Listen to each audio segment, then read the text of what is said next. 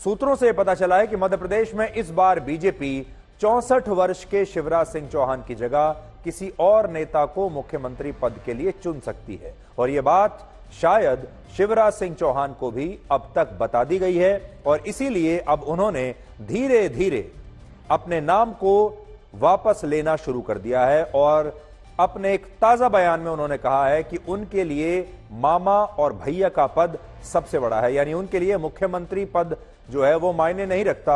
जो पद देश की जनता ने उन्हें दिया है, उनके राज्य की जनता ने उन्हें दिया है, वो उन्हें मायने रखता है। यानी मामा और भैया का पद उनके लिए ज्यादा महत्वपूर्ण है।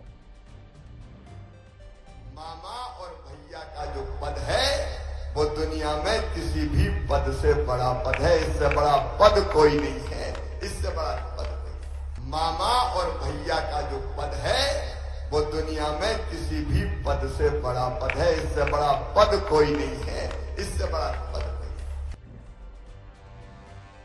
तो असल में शिवराज सिंह चौहान को मध्य प्रदेश में आमतौर पर वहां के परिवारों में, घरों में मामा कहकर बुलाया जाता है। वो मामा के नाम से वहां लोकप्रिय है और आपने देखा होगा कि शिवराज सिंह चौहान अपने वीडियोस तो लगातार जारी कर रहे हैं, लोगों से लगातार मिल रहे हैं और लगातार मीडिया में इंटरव्यूज भी दे रहे हैं। यानी इनडायरेक्टली वो रेस में हैं, लेकिन पहले ही दिन से ये भी कह रहे हैं कि मैं रेस में नहीं हूं। हैं भी, लेकिन कह रहे हैं कि मैं रेस में नहीं हूं। लेकिन अब पिछले 2-3 दिन में उनके व्यवहार में थोड़ा सा बदलाव देखने को मिला है और अब धीरे धीरे धीरे ऐसा लगता है कि वो अपने नाम को वापस खींच रहे हैं, अपने नाम को विदड्रॉ कर रहे हैं। मध्य प्रदेश में वर्ष 2003 से 2023 के बीच लगभग 17 वर्षों तक शिवराज सिंह चौहान बीजेपी के मुख्यमंत्री रहे हैं। लेकिन ऐसी खबरें हैं कि इस बार बीजेपी किसी महिला नेता को मध्य प्रदेश का मुख्यमंत्री बनाना चाहती है और इन नेताओं में भी रीति पाठक का नाम सबसे आगे चल रहा है। अब देखिए, आप हैरान हो गए होंगे क्योंकि 46 वर्ष की रीति पाठक बीजेपी के उन 7 सांसदों में से एक हैं जिन्हें इस बार बीजेपी ने दिल्ली से मध्य प्रदेश में विधानसभा का चुनाव लड़ने के लिए भेज दिया था। और आज रीति पाठक ने दिल्ली में गृह मंत्री अमित शाह से भी मुलाकात की है। तो बीजेपी शुरू से ही, अगर आप देखेंगे बीजेपी को, तो वो हमेशा हैरान करने वाले फैसले लेती है। ऐसे फैसले लेती है जिनके बारे में किसी ने सोचा नहीं होता। और आपको याद होगा, बीजेपी की सबसे बड़ी प्रयोगशाला तो गुजरात है और गुजरात में जिस तरह के बदलाव बीजेपी ने हाल ही के कुछ वर्षों में किए, चुनाव से पहले अपने सारे विधायकों को बदल देना, चुनाव के बाद या चुनाव से पहले मुख्यमंत्री को बदलना, फिर जिस प्रकार का नेता को वहां मुख्यमंत्री बनाया गया, उससे आपको यह समझ में आएगा कि बीजेपी में किस तरह की थिंकिंग इस समय चल रही है। और अगर आप गुजरात मॉडल को उठाकर स्टडी करेंगे तो उसमें आपको मध्य प्रदेश का जवाब भी मिल जाएगा, राजस्थान का भी, और छत्तीसगढ़ का जवाब भी आपको उसी में छिपा हुआ है। तो इसलिए आज अगर आप चाहें तो गुजरात मॉडल का एक रिवीजन कर लीजिए। बीजेपी ने आज राजस्थान, मध्य प्रदेश और छत्तीसगढ़ को लेकर एक सूची तो जारी की है नामों की, लेकिन इस सूची में इन राज्यों के मुख्यमंत्री का नहीं, बल्कि मुख्यमंत्रियों को चुनने वाले केंद्रीय पर्यवेक्षकों का नाम था, जो इन राज्यों में जाकर वहां के विधायकों के साथ मिलेंगे, बैठक करेंगे और फिर इसके बाद मुख्यमंत्रियों के नामों का ऐलान किया जाएगा। यानी ये जो सिलसिला है ये अभी लंबा चलेगा। बीजेपी ने राजस्थान में रक्षा मंत्री राजनाथ सिंह, पार्टी महासचिव विनोद तावड़े और राज्यसभा के सांसद सरोज पांडे को केंद्रीय पर्यवेक्षक नियुक्त किया है। और इस घोषणा के बाद आज रक्षा मंत्री राजनाथ सिंह ने बीजेपी अध्यक्ष जेपी नड्डा से मुलाकात भी की और हमें यह पता चला है कि राजनाथ सिंह रविवार को जयपुर जाएंगे और उसी दिन जयपुर में विधायक दल की बैठक होगी और फिर इसी बैठक में मुख्यमंत्री के नाम का ऐलान हो जाएगा। यानी आपको रविवार तक का इंतजार करना पड़ेगा।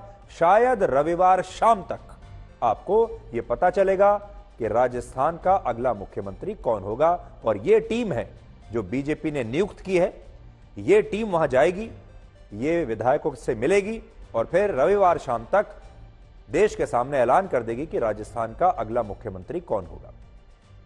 हालांकि इस बैठक से पहले आज शाम को बाबा बालकनाथ ने सरोज पांडे से मुलाकात की, जिन्हें राजस्थान में बीजेपी ने अपना केंद्रीय पर्यवेक्षक बनाया है, जो कि अभी हमने आपको उनकी तस्वीर भी दिखाई। और इससे पहले महंत बालकनाथ ने कल गृह मंत्री अमित शाह से भी मुलाकात की थी।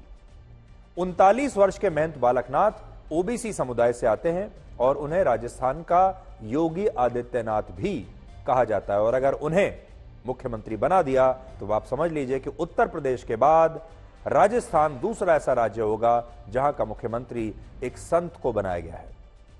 महंत बालकनाथ के अलावा राजस्थान में बीजेपी के बड़े आदिवासी नेता किरोड़ी लाल मीणा का नाम भी इस रेस में काफी आगे चल रहा है, जिन्होंने राज्यसभा की सदस्यता से अपना इस्तीफा दे दिया है। यानी इस्तीफा देने वालों की जो सूची है बीजेपी में वो तो बहुत लंबी है।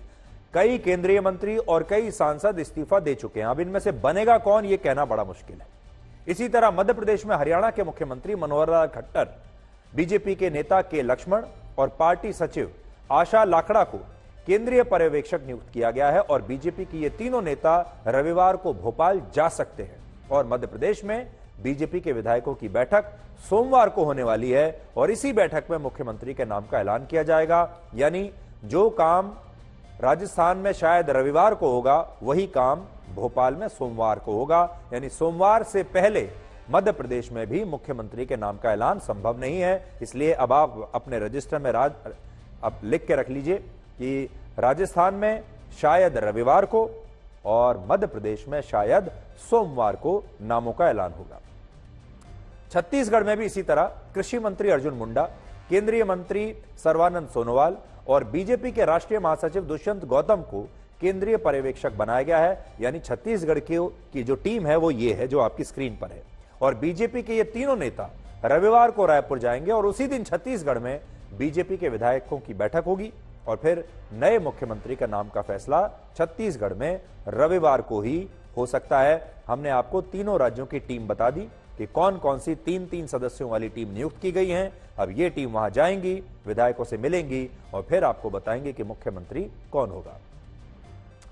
आज आपको यह भी देखना चाहिए कि जब कांग्रेस पार्टी किसी राज्य में नए मुख्यमंत्री का चुनाव करती है तो उसे औसतन 3 से 4 दिन लगते हैं फैसला लेने में, जबकि बीजेपी जब किसी राज्य में मुख्यमंत्री का चुनाव करती है तो उसे औसतन 7 से 8 दिन लगते हैं। तो एक फर्क देखिए कांग्रेस में और बीजेपी में। उदाहरण के लिए गोवा और उत्तराखंड में बीजेपी को 11 दिन लगे थे मुख्यमंत्री चुनने में, मणिपुर में 10 दिन लगे, असम में 7 दिन लगे और गुजरात और उत्तर प्रदेश में बीजेपी को मुख्यमंत्री का चुनाव करने में एक हफ्ते का समय लगा था। और अब राजस्थान, मध्य प्रदेश और छत्तीसगढ़ के चुनावी नतीजे आए 5 दिन हो चुके हैं, लेकिन बीजेपी अभी तक यहां मुख्यमंत्री चुन नहीं पाई है। यानी बीजेपी का ये जो पुराना ट्रैक रिकॉर्ड अगर आप देखेंगे तो अक्सर बीजेपी लगभग 1 हफ्ता नहीं तो 1 हफ्ता 10 दिन 11 दिन का समय भी लेती है मुख्यमंत्री को चुनने में। लेकिन बीजेपी बहुत सोच समझकर तमाम पहलुओं पर विचार करके फिर मुख्यमंत्री चुनती है। और इस बार ये 3 राज्य तो और भी बहुत महत्वपूर्ण है क्योंकि लोकसभा का चुनाव 5 महीने के बाद ही आने वाला है। इसकी तुलना में कांग्रेस को कर्नाटक और छत्तीसगढ़ में 5-5 दिन लगे थे, राजस्थान में 3 दिन लगे और तेलंगाना, हिमाचल प्रदेश और मध्य प्रदेश में मुख्यमंत्री चुनने में सिर्फ 2 दिन का समय कांग्रेस को लगा था। यानी कांग्रेस में जो डिसीजन मेकिंग है, फैसला जो होता है ये बहुत तेजी से होता है, बहुत फास्ट होता है। उसका एक बड़ा कारण यह भी है, जैसा मैंने आपको पहले भी कई बार बताया है, कि बीजेपी में जो टैलेंट पूल है, बड़े बड़े नेताओं की जो सूची है वो बहुत बड़ी है और कांग्रेस में जो टैलेंट पूल है वो सिकुड़ता जा रहा है। कांग्रेस में हर राज्य में 1 से 2 नाम ही होते हैं, ज्यादा से ज्यादा, बहुत ज्यादा हुआ तो 3 नाम होते हैं। उनकी जो बेंच स्ट्रेंथ है कांग्रेस की वो बीजेपी के मुकाबले काफी कम है, इसलिए कांग्रेस को फैसला लेने में काफी आसानी होती है। दूसरी बड़ी बात यह है कि कांग्रेस में सिर्फ एक परिवार है और वो है गांधी परिवार, उसको फैसला लेना होता है। बीजेपी में कई लेयर्स हैं, ऊपर से लेकर नीचे तक बीजेपी में अलग अलग लेयर्स होती हैं और बीजेपी एक संगठन है और संगठन में हमेशा फैसला लेने में थोड़ा वक्त लगता है।